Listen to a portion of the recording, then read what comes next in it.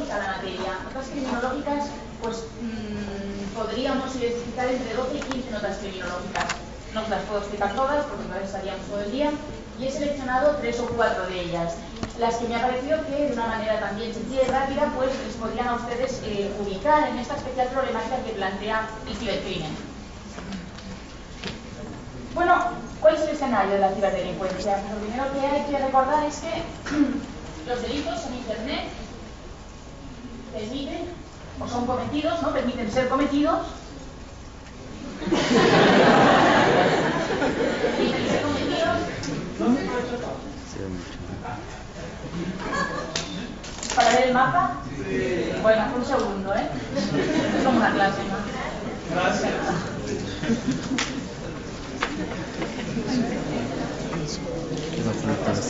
¿Sí podría apagar la luz? No. Se lo apagan.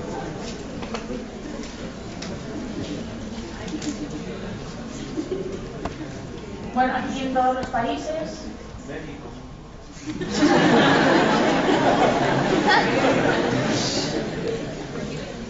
Aquí lo tienen.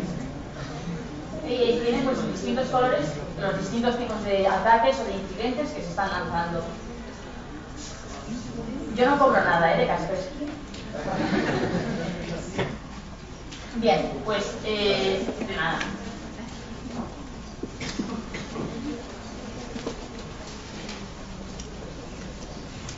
Bien, pues como les decía, Internet permite la comisión de delitos e ilícitos a distancia, de forma anónima, de manera remota, multiplicando los efectos, tanto en cuanto al número de territorios como al número de víctimas, y eso de forma casi ilimitada.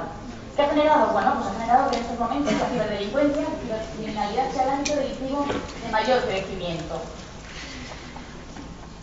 Hay un informe también llevado a cabo por los laboratorios, que son Trend Micro, en colaboración con la OEA, del año 2012, sobre la región, Latinoamérica y países del Caribe, en el que todos los países estudiados se trató de averiguar cuál había sido el índice de crecimiento de todos ellos. Y, por no marearles con datos, sí que les diré que el país que menos había crecido en materia de cibercrimen había sido un 8% y el que más un 40%. Y que el 80% de los ilícitos que se habían cometido en el año 2012, el 80% tenían alguna vinculación con las nuevas tecnologías. Bien, este ámbito de crecimiento tan elevado del cibercrimen que ha generado, pues ha generado una evolución en cuanto al impacto de las víctimas. Un inicio, por decirlo de alguna forma, en los inicios de Internet, las víctimas eran víctimas estratégicas, eran sectores muy concretos, la universidad, sectores científicos, militares, grandes empresas que disponían de redes y de sistemas de información, y en estos momentos esto ha cambiado radicalmente. En estos momentos todos podemos ser víctimas, a no ser que utilicemos los ordenadores como máquinas de escribir. Pero desde el momento en que uno tiene conexión a Internet puede ser víctima. En estos momentos las víctimas son usuarios particulares, empresas, organizaciones internacionales, estados. En México leía el otro día unas estadísticas y prácticamente muchas entidades oficiales han sufrido ataques. La página web del gobierno del Distrito Federal de aquí ha sufrido ataques. La Corte Suprema de la Judicatura de la Nación ha sufrido ataques. El Consejo de la Judicatura también ha sufrido ataques. La página web de la Secretaría de Ganadería y Pesca ha sufrido ataques. Comunicación y transportes también. Educación también. Es decir, las víctimas en estos momentos son transversales. A esta primera nota característica deben ustedes añadirle que se trata de un sector criminológico complejo. ¿Complejo en qué sentido? Pues en muchos sentidos y debido a muchísimas causas. Yo de nuevo aquí he seleccionado 4 de ellas. En primer lugar, por la propia estructura de Internet. Internet tiene una estructura anárquica, caótica, descentralizada, ya lo saben, donde la información viaja fragmentada en paquetes, que viajan cada uno a través de un nódulo distinto y que se recomponen al llegar al destino, precisamente para evitar que la información se pierda si hay un ataque. Es decir, tiene una arquitectura, como indica, ¿no?, una de sus principales aplicaciones, ¿no?, la www, pues en forma de gran telaraña mundial, y esto supone un plus de complejidad en la investigación y en la detección de ilícitos.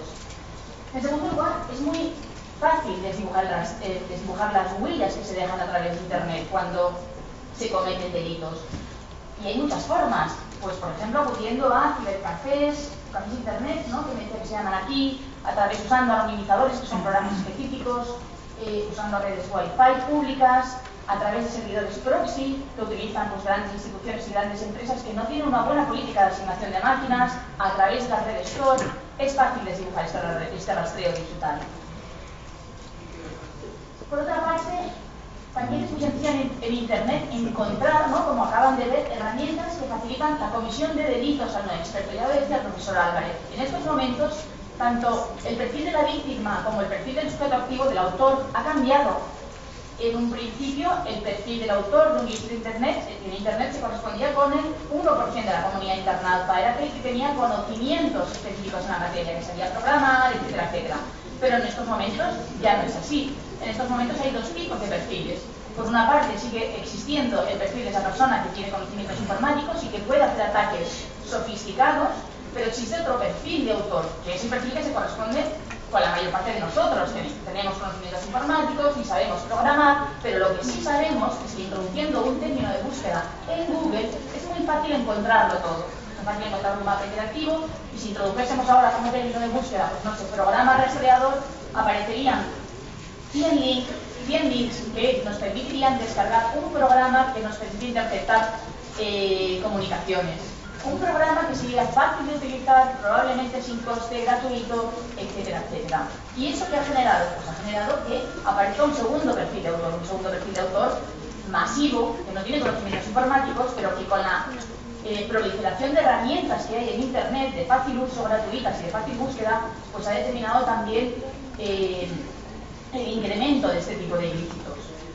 Y a este sector de cibercriminalidad que está en constante crecimiento y que es complejo, deben ustedes añadirle también la nota de cambiante. Es decir, en Internet la mayor parte de los ataques se encarnan en amenazas que son cada vez más frecuentes, diversas y peligrosas. ¿Y esto qué significa? Pues que, por ejemplo, los virus están constantemente modificándose para evitar que sean detectados por herramientas de seguridad. En un informe que leía también el otro día, se ha calculado que más o menos al año se crean unos 50 millones de variantes de virus, o sea, 55.000 al día. Porque es mucho más fácil modificar un virus que crear uno nuevo. Por eso los expertos ahora hablan de virus polimórficos, porque están todo el tiempo creándose nuevas variantes, precisamente para evitar esto, que sean detectados por las herramientas de seguridad. Y esto que les digo con los virus es con todos los, miles de formas, pero con todas las múltiples formas en las que se pueden llevar a cabo delitos en Internet. Hubo un tiempo en que una de las herramientas más utilizadas para llevar a cabo ataques de denegación de servicio era a través de redes zombie, en las que se secuestraban ordenadores.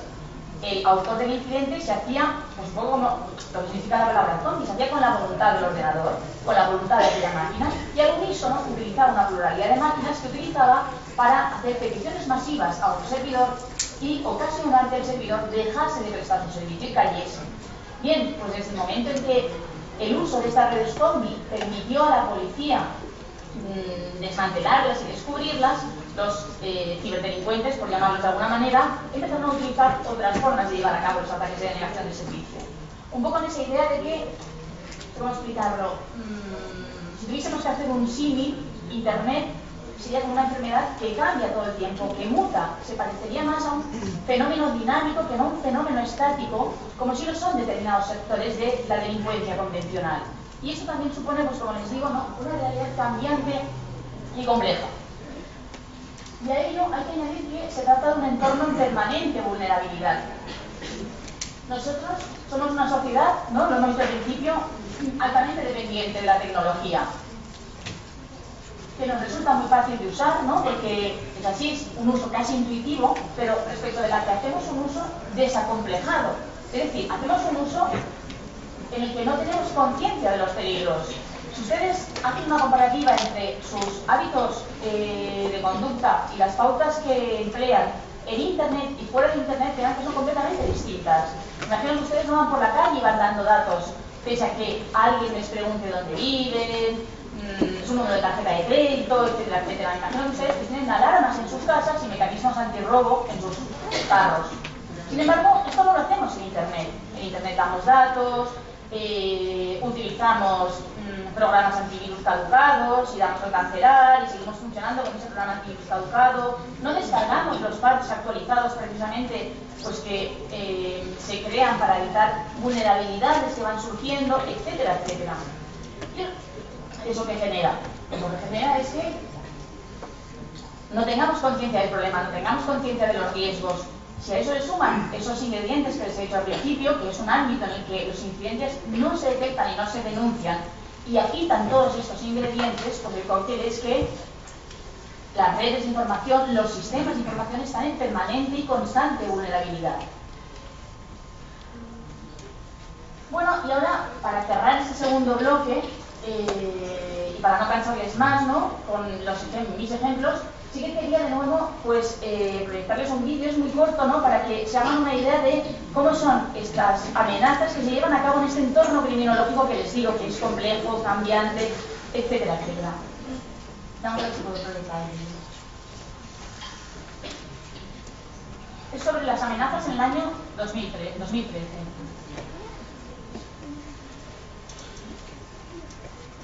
No se oye.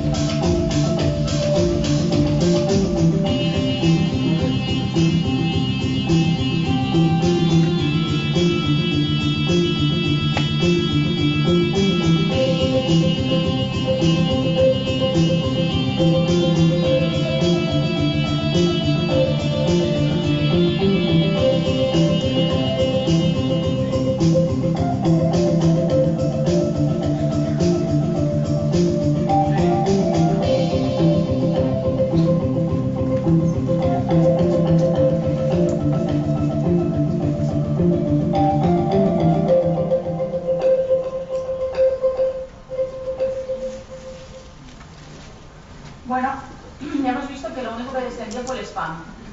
Todo lo demás se ha incrementado. Frente a este panorama un poco desalentador que les acabo de describir, en el que hemos comprobado que quizá no podemos medir con exactitud cuál es el coste del cibercrimen, pero que es un coste preocupante, significativo y que se produce además en un entorno criminológico complejo. ¿Cómo han reaccionado los estados, cómo han reaccionado los códigos penales para, de alguna forma, frenar o contrarrestar, ¿no?, este panorama tan complejo? Bueno, definiciones de cibercrimen y taxonomías de cibercrimen, clasificando los delitos, hay múltiples. Yo he seleccionado una de ellas y les voy a explicar el motivo por el que la he seleccionado. El motivo por el que la he seleccionado es porque yo he utilizado la de dos normativas que en estos momentos existen, una internacional y otra regional, que son las únicas que de alguna forma han intentado aconsejar y recomendar a los estados qué conductas, qué ilícitos y qué crímenes debían estar en sus códigos penales, porque resultaban los más preocupantes. Estas normativas, una ya la mencionado el profesor Álvarez, es el Convenio de Budapest, el Convenio de Cibercriminalidad, un poco antigua ya, ¿no?, del año 2001, y la otra es una recomendación aprobada en el ámbito de la CONCIT, que es pues una organización regional, ¿no?, que aglutina a todos los países de Latinoamérica, España y Portugal.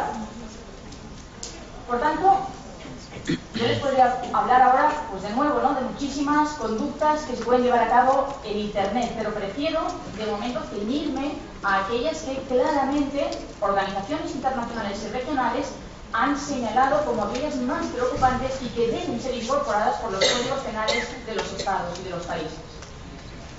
Las he agrupado además a efectos pedagógicos en función de cuál creo yo que es el interés jurídico o el bien jurídico o el valor que protegen.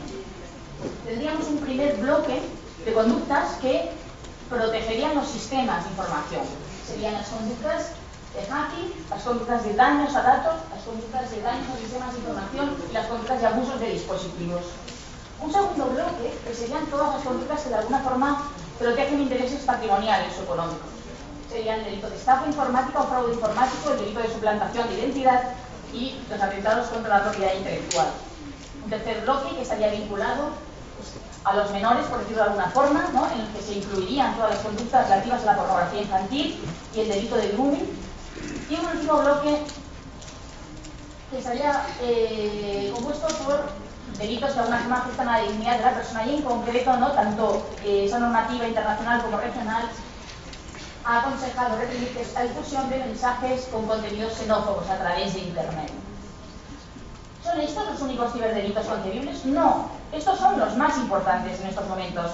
Si el año que viene la Facultad de Derecho nos vuelve a invitar y venimos otra vez, pues igual, no serán 10, serán 12. Hay otros, y algunos les he puesto aquí también, pero estos son los más importantes, los que tienen que estar. Hay otros, por supuesto, el ciberterrorismo, que también es muy importante, pero que quizá reviste menos particularidades o en un momento dado no suscitó tanta preocupación. Ciberacoso, sexting, atentados contra secretos de empresa, clonación de tarjetas, etcétera, etcétera. Yo, como comprenderán, porque casi estoy llegando al límite de tiempo, no puedo explicarles todos, así que solo voy a insistir en algunos de estos 10, que como les digo son los 10 cibercrímenes que resultan más preocupantes para la comunidad internacional. De concreto me detendré un poco más en estos en los que tienen ustedes el punto rojo. La metodología que voy a seguir en todos ellos es la misma. Voy a intentar explicarles qué es este incidente, en qué consiste este delito, destacaré alguna particularidad que me parece más interesante y les diré si la legislación federal, el Código Penal Federal Mexicano, contiene alguna referencia al mismo o no, y el Código Penal Estatal de aquí del Distrito Federal. Bien, voy a empezar por este primer bloque de delitos que se supone que son delitos que atentarían contra los sistemas de información. Voy a empezar por las conductas de hacking. No será muy exhaustiva, porque ya sé que están cansados, que llevan aquí mucho tiempo y que yo también ya estoy contando. Las conductas de hacking, ¿en qué consisten? Bueno, pues las conductas de hacking son conductas de acceso no autorizado a un sistema informático. Son conductas de acceso no autorizado a un sistema informático. ¿Por qué la comunidad internacional? ¿Por qué el Convenio de Budapest? ¿Y por qué la CONCIT recomienda introducir esa conducta como delito? Bueno, pues porque se empieza a detectar, ¿no?, que aparece el fenómeno del terrorismo internacional. Se llevan a cabo los atentados contra las Torres Gemelas, se llevan a cabo los atentados en Madrid, se llevan a cabo los atentados en Londres, y se empieza a constatar además que las coordenadas criminológicas de la delincuencia cambian. Estamos ante una delincuencia tecnificada, transnacional, organizada, y que eso genera una realidad criminológica preocupante para la comunidad internacional. De tal forma que la comunidad internacional dice a los estados, ostras, estamos preocupados porque la realidad criminológica ha cambiado, porque ha aparecido el fenómeno del terrorismo internacional y nos preocupa que determinados grupos terroristas, que determinados grupos organizados puedan lanzar ataques contra sistemas de información de infraestructuras vitales de los estados. Sistemas de información de infraestructuras vitales de los estados. Y por eso, estados, les recomiendo que en sus códigos penales introduzcan esta conducta como delito. Y esto es lo que se protege aquí, es decir, la preocupación latente en la comunidad internacional, después en organizaciones regionales, la Unión Europea también aprobó una norma recomendando a todos los Estados europeos introducir esta conducta. La preocupación latente es que se puedan utilizar por grupos terroristas y organizados ataques a infraestructuras vitales de los Estados. Y esa es un poco la idea con la que se tienen que quedar. Esto es lo que se trata de proteger en este delito. Se trata de proteger la seguridad de los sistemas informáticos muy importantes de los Estados. Se trata de proteger ni la intimidad, ni el domicilio informático, no, es una conducta mucho más grave. Lo que se trata de proteger ante el temor de lo que ha pasado en Nueva York, Madrid y Londres, es que se pongan en peligro infraestructuras vitales de los Estados mediante ataques informáticos.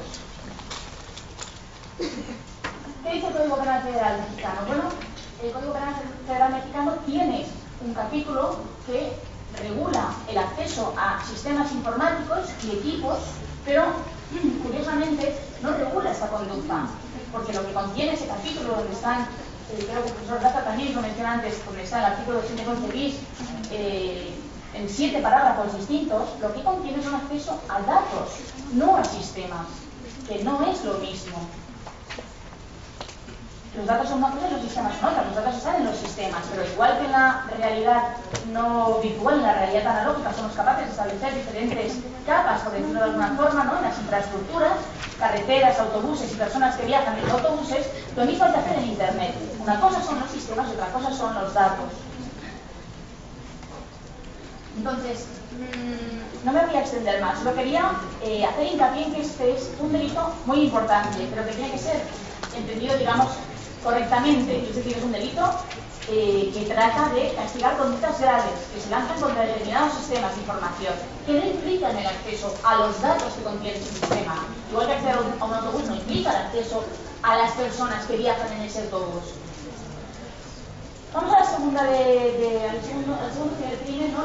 Que quería hablar. Es un poco también en este marco en el que se trata de proteger los sistemas de información, la seguridad de los sistemas de información. Se trata de las conductas de daños a datos, entendidas como conductas de destrucción o modificación de los datos, ahora sí, de los datos que contiene un sistema informático. ¿Cómo se pueden llevar a cabo estas conductas? Bueno, de múltiples formas. Ya les he dicho antes, ¿no?, que los virus son cambiantes, sofisticados, múltiples. Los virus, en la mayor parte de ocasiones, lo que ocasionan son pues esas destrucciones, modificaciones, alteraciones y supresiones de datos. ¿Qué es aquí lo más importante? Por también darles, ¿no?, una idea rápida y clara. Bueno, pues las posibles modificaciones y destrucciones que se llevan a cabo sobre determinados datos. ¿Qué datos? Hombre, pues de nuevo, datos, ¿no?, por ejemplo, referidos a servicios esenciales, o los datos que ahora sí tienen ustedes incluidos, ¿no?, en el Código Penal Federal, en sus artículos, datos protegidos, ¿no?, al margen de que sean sistemas federales, datos protegidos por mecanismos de seguridad. Otra cosa será entender y definir qué es mecanismo de seguridad, un antivirus, una clave, una determinada dificultad, sistemas del Estado o sistemas de entidades financieras. En el año 2013, el primer semestre del año 2013, el sector más atacado fue el energético. A través de dos tipos de ataque, aquí en Latinoamérica digo, a través de dos tipos de ataque. Son ataques de fuerza bruta, que perseguían sobre todo destruir y dañar todos los datos relativos al acceso de nuevas fuentes energéticas, y a través de malware, que lo que trataba era de acceder a los sistemas de infraestructura física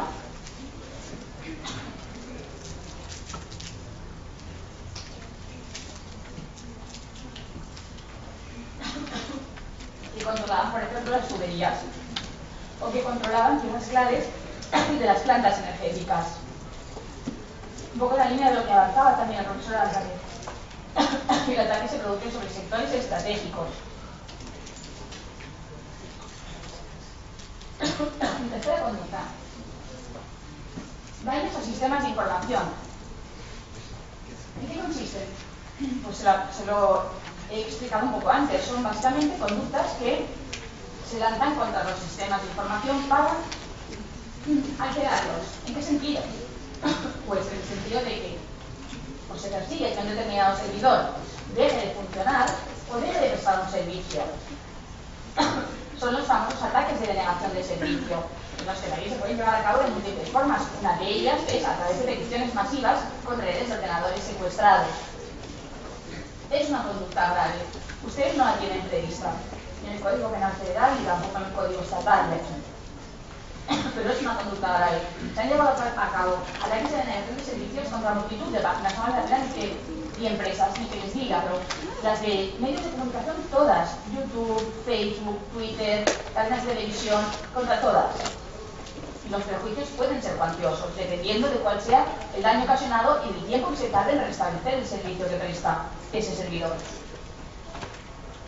Hay un cuarto delito en el que no me voy a detener, es el abuso de dispositivos, y básicamente lo que castiga es conductas de producción, tenencia y tráfico de esos programas de los que antes les hablaba, que son fáciles de encontrar en internet y fáciles de usar y que ayudan a cometer los delitos anteriores, el delito de hacking o el delito de daños a datos o daños a sistemas. Es una anticipación del derecho penal. Esto en realidad es un acto preparatorio, es decir, tener un cuchillo jamonero no está castigado por la internet, ¿no? Y es una arma que también puede ser utilizada con fines criminales, puede ser utilizada para cometer un homicidio. No se castiga porque, para que es susceptible de uso lícito, es un acto preparatorio impune. En este caso, se ha castigado como un delito, como conducta autónoma, un acto que en realidad es preparatorio. ¿Por qué? Pues por todas las dificultades que les he explicado antes, porque es un ámbito en el que es difícil investigar, detectar ilícitos, y eso ha hecho que estemos dispuestos a pagar un poco esta medida, ¿no? Preventiva, ¿no? En términos de recorte, un poco de garantías, o al menos de expansión del derecho penal. Tampoco está previsto en el Código Penal Federal ni en el Estatal. Vamos al siguiente bloque, un poco ya más rápidamente. El siguiente bloque incluiría conductas que atentan contra el patrimonio o contra el orden socioeconómico, y estarían esas tres: estafa informática, suplantación de identidad y atentados contra la propiedad intelectual. Vamos a empezar por la estafa. La estafa en realidad son actos defraudatorios, ¿no?, llevados a cabo a través de medios informáticos, por decirlo de una forma sencilla. Aquí en Latinoamérica, en los últimos tiempos, las tres estafas más frecuentes, o las tres formas de llevar a cabo estafas más frecuentes, son las que les he colgado aquí. Los ataques de ransomware, que salían también en el vídeo, luego veremos algunos ejemplos, que son actos que secuestran un dispositivo y piden dinero para liberar ese dispositivo.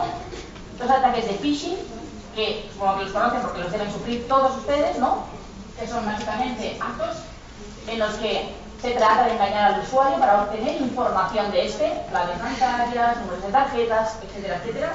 Se envían correos electrónicos, ¿no? Hay distintas formas de llevar a cabo el phishing a través de correos electrónicos con suplantación, ¿no?, de entidades bancarias, por ejemplo, ficticias, correos electrónicos en los que se trata, pues, de depositar un programa malicioso que es capaz de rastrear los movimientos del teclado cada vez que ese ordenador se conecta a un nombre de dominio que se corresponde con una entidad bancaria,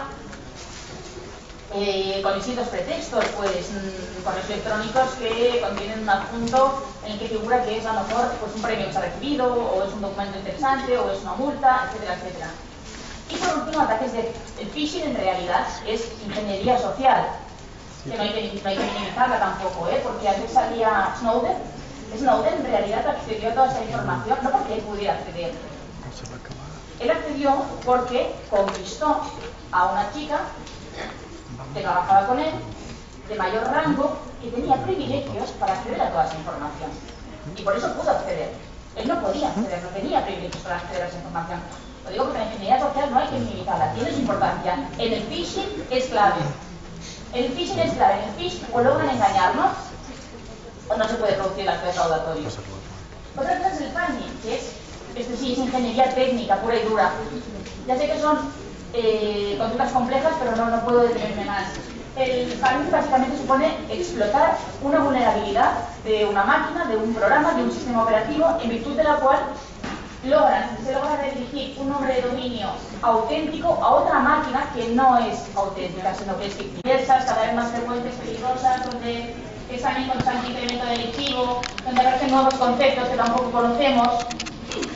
Está respondiendo adecuada y suficientemente el derecho, es decir, es adecuada y suficiente la respuesta que está dando el derecho. Bueno, vamos a empezar por responder al primer interrogante. ¿Es adecuada la respuesta que está dando el derecho? Bueno, es adecuada parcialmente. ¿En qué sentido?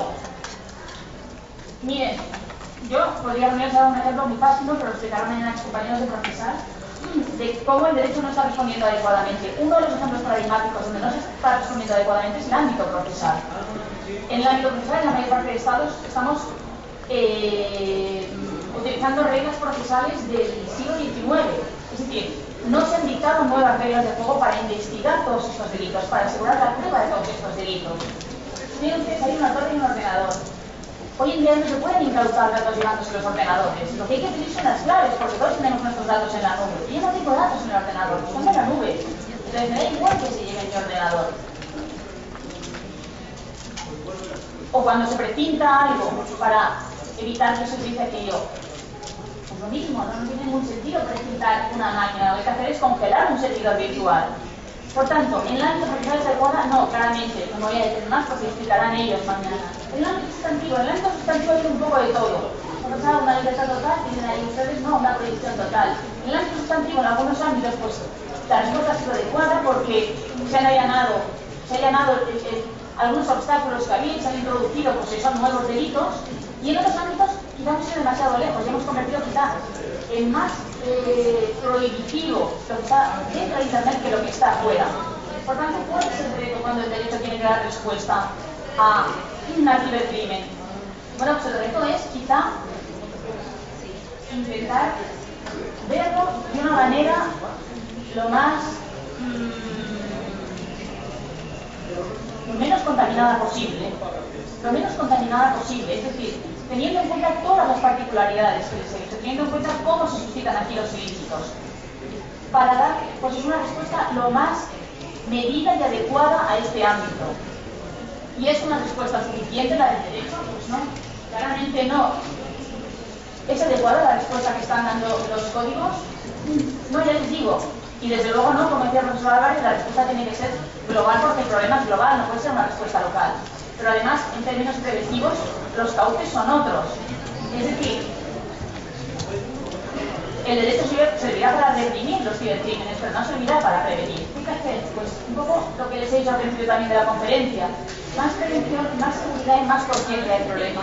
Y esto compete a gobiernos que deben concienciar del riesgo, es decir, identificar y priorizar los riesgos y invertir en todo aquello que puede contribuir a esa identificación y priorización de los riesgos.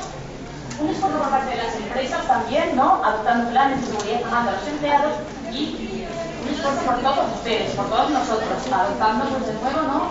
Conciencia de los riesgos, ¿no? Que supone el uso de las TICs. Bien, no voy a extender nada más bien aquí las conclusiones, ¿no? De lo que he intentado trasladar. El cibercrimen es un escenario desconocido, oculto, confuso, complejo y novedoso. Hay claro incremento del cibercrimen, ¿no? Con impacto económico y social, versus un uso masivo y desacomplejado de la tecnología. Es necesario que los ordenamientos se adapten, lógicamente es necesario cooperar, pero es importante, muy importante, tanto como la respuesta legal, adoptar políticas preventivas y divulgativas. Muchas gracias por su paciencia.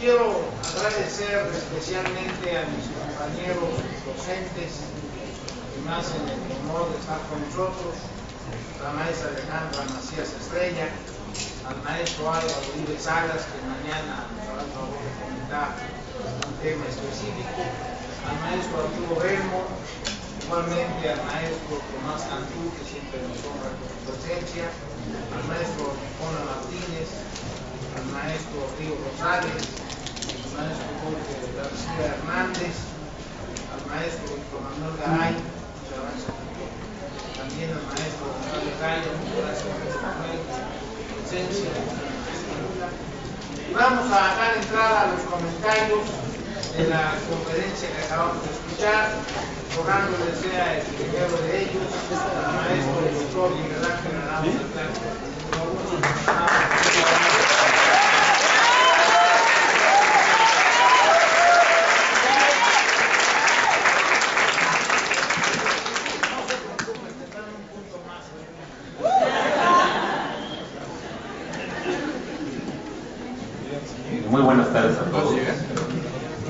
Bueno, en primer término quiero extender una muy afectuosa y sobre todo cariñosa mención hacia el doctor Eduardo López Betancourt, ya lo hizo el doctor Carlos Daz en su oportunidad, pero la verdad es que este tipo de eventos son de suma trascendencia y el doctor no solo no tiene nada que hacer, como dice Carlos, se la pasa escribiendo, dejen que le avise yo que sus libros ya están digitalizados y entonces van a ver cómo se ponen, ¿no? Pero en realidad creo que este tipo de eventos son muy importantes.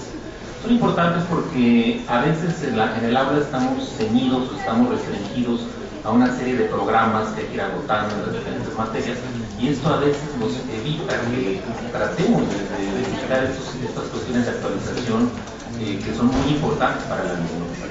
Y esto pues es algo que realmente tenemos a la vista, y como ya lo dijo la doctora Morón, pues creo que esto tiene que ser algo mucho más preocupante para la comunidad política.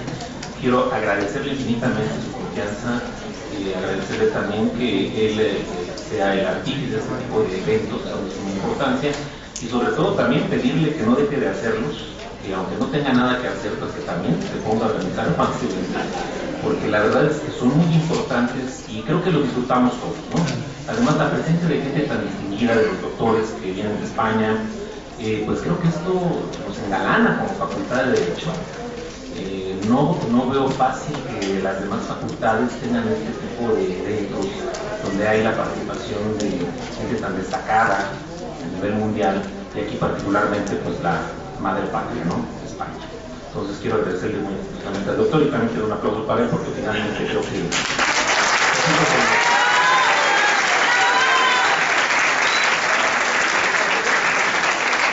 y bueno, tengo a su vez muy buenas noticias para Barcelona. Dado que andan de capa caída porque no andan jugando a nada en el fútbol, Neymar y Messi andan dormidos, andan pensando más en el Mundial, les tengo noticias a los oriundos de Barcelona. Tienen la doctora Morón, que es una excelente penalista, creo que nos ha demostrado un conocimiento terrible sobre el tema. La verdad es que está da pena platicar junto a esto, pero bueno, como ya estoy aquí, pues voy a tener que hacerlo, ¿no? Pero creo que esa es la buena noticia para nuestros amigos de Barcelona, que tienen la doctora Morón. Ya total, en el fútbol pues ya les irá como les irá, y habrá que cambiar algo para ir al Real Madrid o alguno de esos equipos. Bien, este tema es un tema que realmente debe preocuparnos. ¿Qué pasa con la tecnología?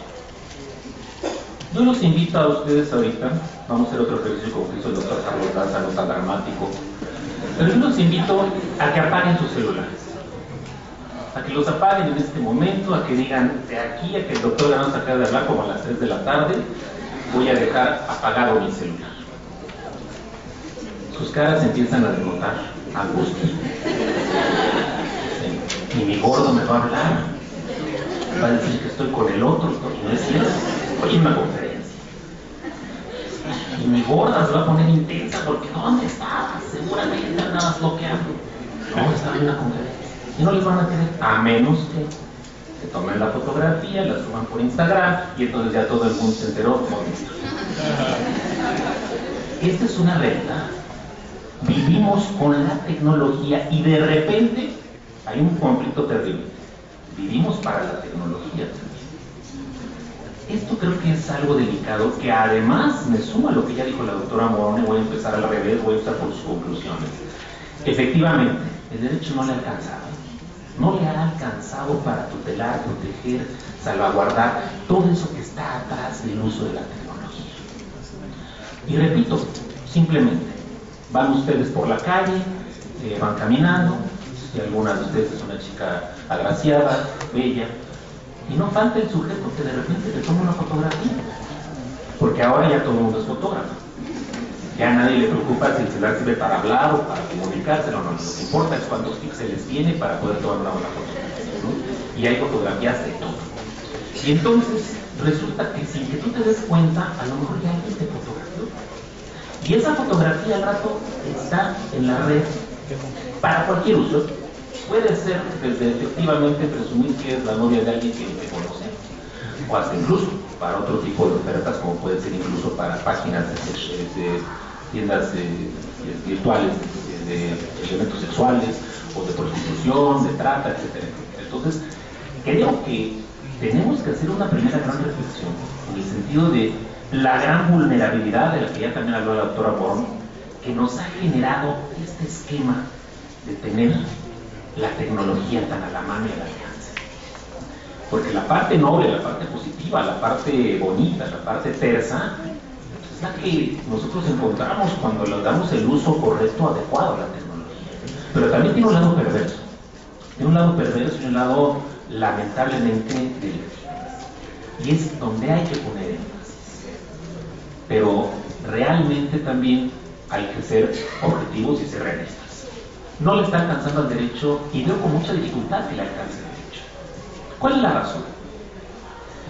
Hay una que podría derivarse de lo que ya nos dijo la doctora Mora. El hecho de que la tecnología avanza de tal manera y nosotros que seguimos un sistema extremadamente legalista en el que tenemos que ir todo un proceso de reformas a la ley, ya no hablemos de la incapacidad de los señores que legislan, sino que hablemos de los tiempos, simplemente hay que votar para llevar a cabo la tarea legislativa. ¿Esto en qué deriva? Deriva en que para cuando ya se promulgó una reforma y ya entra en vigor, ya cambiaron las circunstancias tecnológicas. Así como a ustedes les angustia estar cambiando cada rato su celular porque ya no habla solo, porque no se pueden ver en el espejo del celular, o porque ya no es iPhone, sino es no sé qué cosa, pero algo es. Entonces, así sucede con la legislación, lamentablemente, que se va desfasando de tal manera que realmente se convierte en una tarea sumamente compleja para el legislador. Insisto, ya no hablemos del problema de la incapacidad del legislador, sino simplemente de un problema que está relacionado con la técnica legislativa. ¿Cómo legislamos? Nos está faltando prontitud, está faltando experiencia en la construcción legislativa. Yo recuerdo en alguna ocasión trabajando en la Cámara de Senadores, que fui director de lo contencioso del jurídico del Senado, hace algunos ayeres ya. Resulta que un buen día abríamos la página de internet de la Cámara de Senadores y de repente quienes conozcan el antiguo recinto que estaba en Jicotenta, tenía en el frontispicio, decía Cámara de Senadores. Y un buen día abrimos la página y decía Cámara de Tontos. Y en lo que era el podium estaba la imagen de esta chica voluptuosa que sale Roger Rabbit, ¿no? Esta que toda llena de bolas.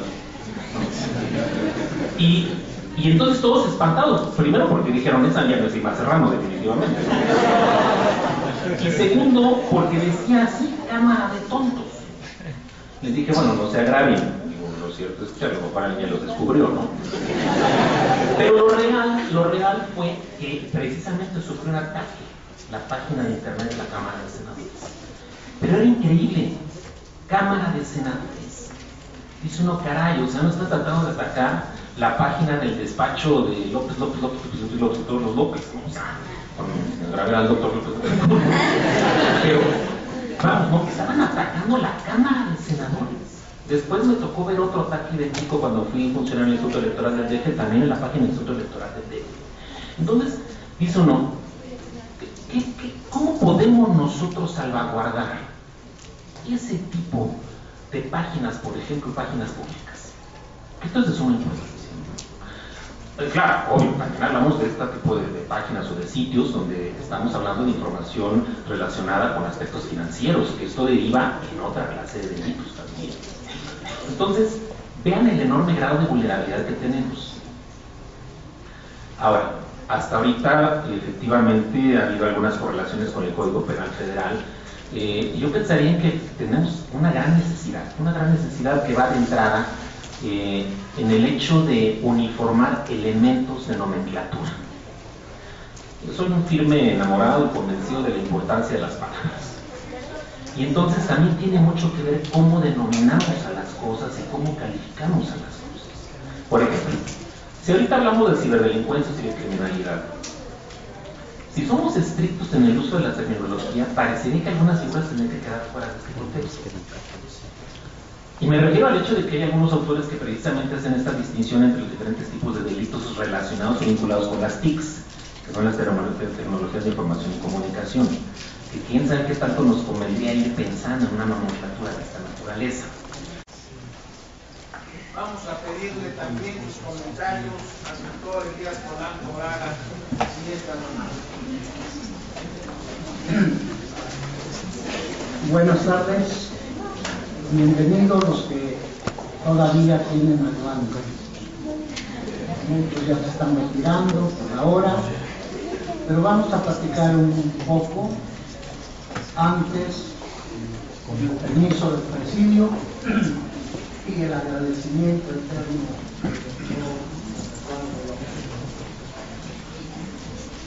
del Hemos escuchado dos magistrales diferentes, del doctor Álvarez, magistrales, anatomía, estructura, sistemática. Después de haberlos escuchado, y ustedes también,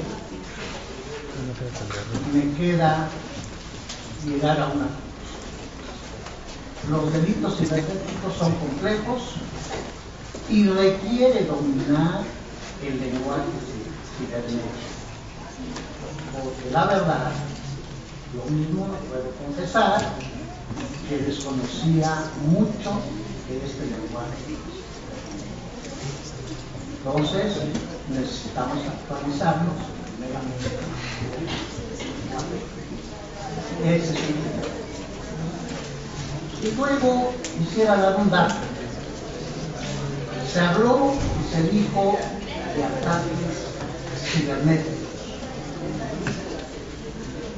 Anoche me llegó una noticia de los Ramírez, una compañía telefónica, en el que se decía 12 ataques cibernéticos segundo a México.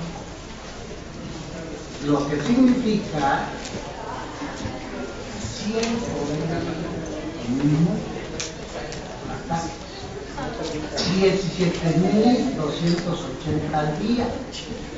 Fíjense cómo nos da. Esto quiere decir que es algo que está para prestarle atención, porque nosotros debemos de confesar que estamos en pañales en estos delitos. Tenemos una regulación, ya no nos explica, que únicamente estamos atacando información cibernética, no sistemas cibernéticos, que hay una gran diferencia, de acuerdo a lo que nos ha comentado anteriormente. Sin embargo, pues algo tenemos que decir sobre este tema. Comenzaré por decir que los delitos cibernéticos son conductas ilícitas sancionadas penalmente por el uso indebido de los medios informáticos para obtener un beneficio o causar un daño. Que es una manera de conseguir estos delitos. Pero ¿cómo surge en la legislación, en la repercusión del tema? Pues tenemos antecedentes que fue en Estados Unidos, la iniciativa de un senador en 1977 para que el Congreso Federal hiciera.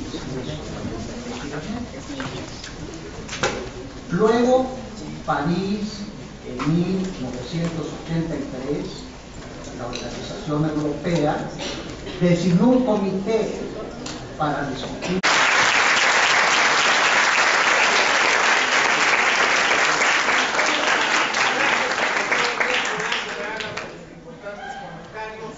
Vamos a concluir esta segunda etapa del simposio escuchando al señor doctor Raúl Contreras Bustamante. Muchas gracias.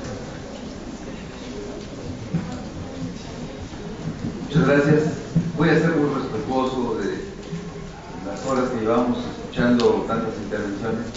Yo creo que ser muy breve. Gracias por su paciencia. Cuando mi querido amigo el doctor Eduardo López Betancourt me invitó a hacer unos comentarios en este simposio, y tomando en cuenta que yo no soy profesor de Derecho Penal, pues yo no creo que al maestro se le hayan acabado los maestros penalistas. Creo que el sentido de haberme invitado pues es tratar de hacer un enfoque desde el punto de vista constitucional a estos temas tan importantes que acabamos de escuchar. Miren, me queda muy claro con la participación de nuestros dos profesores invitados que nos han abierto los ojos en muchos temas, tanto la intervención del maestro Álvaro García como de la doctora Morón han sido realmente muy importantes, y creo que ustedes deben de tomar en cuenta esto: el que profesores de una latitud distinta a la nuestra, en donde ellos tienen la fortuna de estar inmersos en un sistema jurídico que se está interactuando, que está globalizando. La Unión Europea es una unión que se está forjando a base de la colaboración, de la igualdad, de la equidad. Y cuando nosotros estamos ubicados geopolíticamente junto a un país que es el monstruo de la informática, que ha sido renuente a suscribir cualquier convenio internacional en materia penal, que se va a negar desde luego a tener una interacción con México para establecer colaboraciones de tipo penales, porque pues ellos, bajo la justificación del terrorismo y de su seguridad nacional, pues son a lo mejor los primeros delincuentes informáticos que hay en el mundo, porque pues espían hasta sus aliados. A mí siempre me ha quedado la duda de si estos convenios que tenemos con ellos, de los pactos estos de carácter de intercambio de información, realmente sirven para combatir al narcotráfico, o realmente les estamos abriendo nuestros centros de información para otros intereses que son más bien de carácter político que realmente en su interés en resolver problemas de carácter penal. Entonces, que profesores de otras latitudes nos den estas pláticas, creo que nos pueden servir muy bien. Creo que lo que yo puedo resumir de las dos excelentes cátedras que nos han dado es que el problema no es ni los medios informáticos ni la internet, ¿no? Nosotros somos los que abrimos al mundo, a las redes, nuestras fotografías para presumir que el domingo se pusieron muy contentos en Chapultepec, porque el sábado la fiesta estuvo muy grande y se subieron a bailar a las mesas. Y les digo, cuando quieren ser diputados, magistrados, profesores de tiempo completo, esas fotografías van a aparecer en su currículum, porque el día que quieran hacer un árbol genealógico, sean candidatos de algo, verán que sus opositores se los van a hacer con mucha facilidad y gratis, y lo que va a ser más fácil es que ahora con toda la información que nosotros mismos damos, pues es muy breve y muy rápido el camino. El asunto es que nosotros tenemos que entender, y como abogados no podemos llamarnos sorprendidos, tenemos que tener mucho cuidado con nuestra información, mucho cuidado con la privacidad a la que tenemos derecho y que ha costado siglos del ser humano que sea respetada por el Estado, y tener un enfoque que permita que todos estos avances tecnológicos sean herramientas que permitan vivir mejor, que nos permitan acceso a buena información, y no que seamos víctimas pues, del comercio, de las cadenas enormes que se mandan. Por lo menos cuando mandan sus cadenas, mandanlas sin copia o con copias ocultas para que no expongan a sus demás amigos a este tipo de riesgos. En fin, una serie de cuestiones que creo que tendremos que hacer, porque el reto es enorme, son delitos muy difíciles de comprobar. Yo no quisiera estar en los zapatos de los penalistas que tienen que pensar en las cuestiones de jurisdicción, de carácter territorial, finalmente, pues cómo pueden atacar un delito que está sometido desde China o desde Europa. Gracias.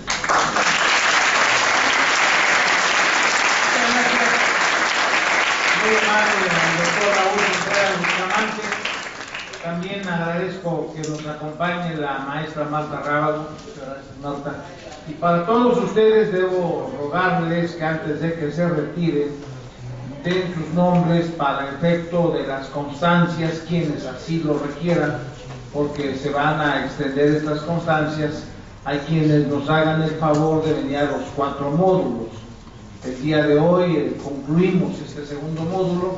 Mañana nos veremos a las 9 de la mañana para el tercer módulo, posteriormente a las 11 para el último módulo, de tal suerte que por el día de hoy agradecemos mucho, no sin antes entregarles el reconocimiento